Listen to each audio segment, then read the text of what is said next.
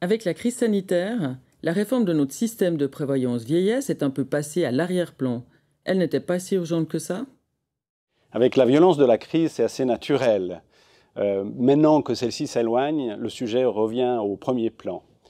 Pour l'AVS, malgré les 2 milliards supplémentaires alloués dans le cadre de la réforme fiscale RFFA, l'horizon 2030 montre un déficit de 26 milliards de francs.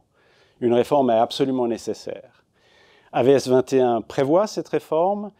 C'est une réforme équilibrée et comprise par la population.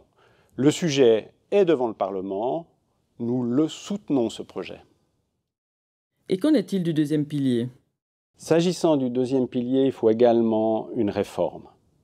Les paramètres qui gouvernent ce deuxième pilier ne sont plus adaptés ni aux enjeux de la démographie, ni aux espérances de rendement.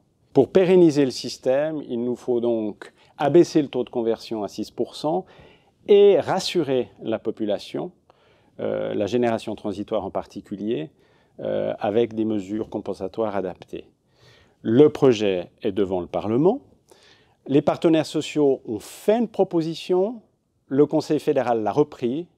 Nous soutenons ce projet également. Tant l'AVS que les caisses de pension ont eu de bons résultats en 2019, ces réformes sont-elles vraiment nécessaires? 2019 a en effet été une bonne année, mais elle ne corrige pas les tendances structurelles liées à la démographie et aux espérances de rendement. Des réformes sont donc absolument nécessaires. Malgré la crise, je dirais, que nous venons de traverser, il s'agit maintenant de pérenniser le système tout en gardant confiance dans ces conditions de base qui ont fait son succès jusqu'à présent. Quel impact a eu la crise sur l'AVS et les caisses de pension? Difficile à dire, mais ce que nous savons, c'est que les masses salariales ont bien entendu baissé.